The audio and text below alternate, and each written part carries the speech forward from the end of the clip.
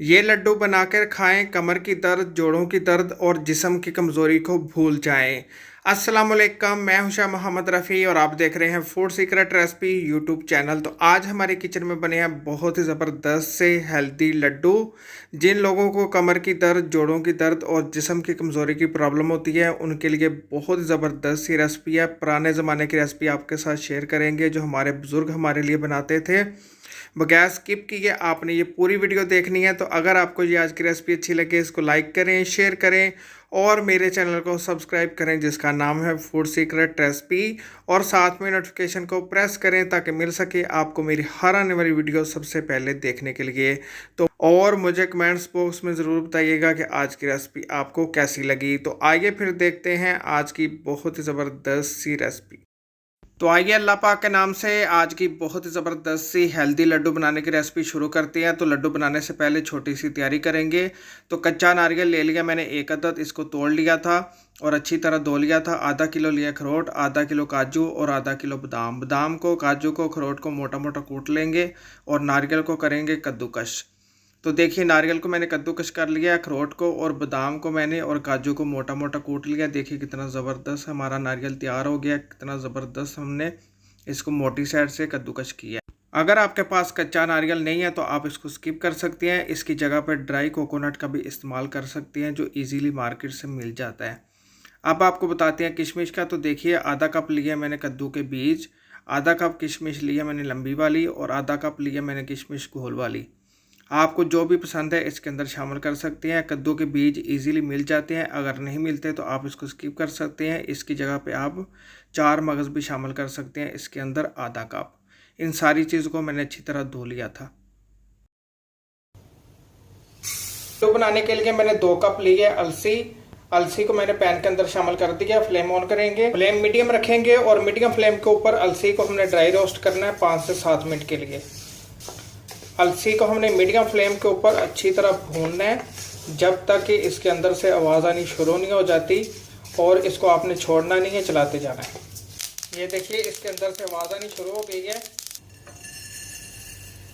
अलसी को निकाल लेते हैं प्लेट के अंदर और इसको अच्छी तरह ठंडा कर लेंगे। ठंडा करने के बाद इसका बनाएंगे पाउडर।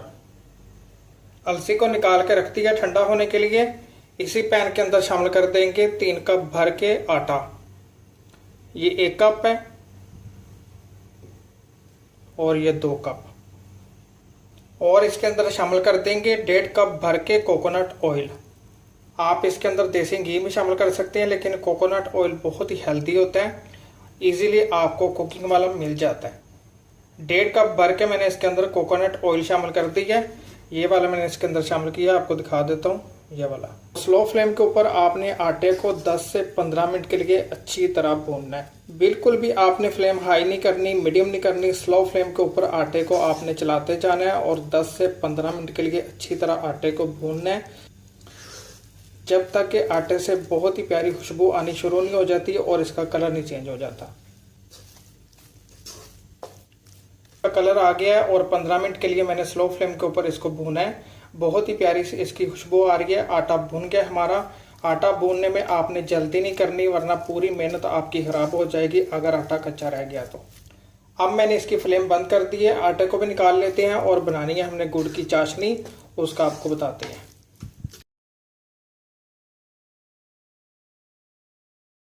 चाशनी बनाने के लिए पैन चूल्हे के ऊपर रख दिया है। फ्लेम ऑन करेंगे, फ्लेम मीडियम रखेंगे और इसके अंदर शामिल कर देंगे आधा किलो गुड़। गुड़ शामिल करने के बाद शामिल कर देंगे 1 कप पानी। कोई 1 तार की 2 तार की चाशनी बनाने की ज़रूरत नहीं है, सिर्फ आपने गुड़ को अच्छी तरह मेल्ट कर लेना है और बाद में इसको छान के हम शामिल करेंगे अलसी के अंदर और आटे के अंदर। चाशनी हमारी बनके तैयार हो गई है। गुड़ को हमने अच्छी तरह मेल्ट कर लिया है। 5 मिनट के लिए हाई फ्लेम के ऊपर हमने चाशनी को तैयार किया है। चाशनी को हमने बना लिया है। चाशनी को आपने छान के शामिल करना है। एक बड़ा पतीला ले लिया मैंने।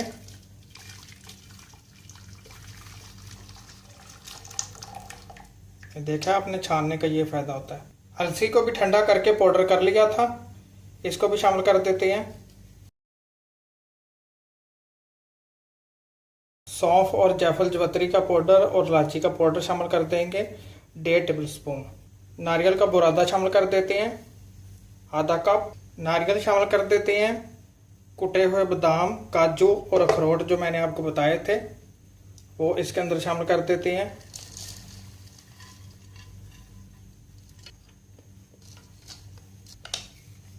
आटा शामिल कर देते हैं जो हमने भून के रखा हुआ था। अब आपने इसको करना है अच्छी तरह मिक्स।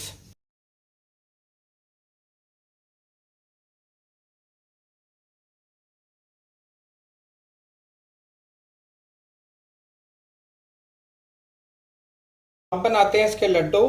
लड्डू आप अपनी मर्जी के मुताबिक बड़े छोटे बना सकते हैं जैसे आपको पसंद है, और ये हाथ से बनेंगे, बिल्कुल भी आपने ग्लव्स का यूज़ नहीं करना। ये नीम गर्म होगा उसी टाइम पे आपने लड्डू बनाने शुरू कर देने हैं। बहुत ही इजीली बन जाते हैं और जल्दी बन जाते हैं ये।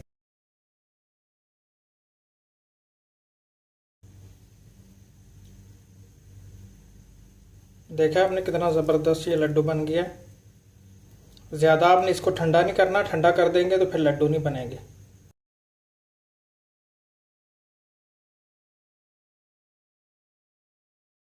जी देखिए सारे लड्डू मैंने बना लिए हैं अल्हम्दुलिल्लाह। अल्हम्दुलिल्लाह बड़े ही ज़बरदस्त हमारे हेल्दी लड्डू बन के तैयार हो गया। थोड़ा सा नारियल का मैंने बुरादा लिया था, इसके ऊपर कोटिंग कर लिया है, और देखिए कितने सारे हमारे हेल्दी लड्डू बन के तैयार हो गया। कितनी ज़बरदस्त इनकी लुक आई है।